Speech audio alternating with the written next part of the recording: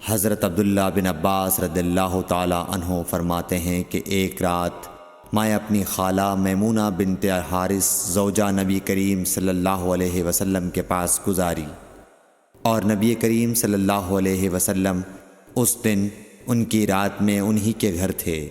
آپ صلی اللہ علیہ وسلم نے عشاء کی نماز مسجد میں پڑھی، پھر گھر تشریف لائے اور 4 رکعت نماز نفل پڑھ کر آپ سو گئے۔ پھر اٹھے اور فرمایا کہ ابھی تک یہ لڑکا سو رہا ہے یا اسی جیسا لفظ فرمایا۔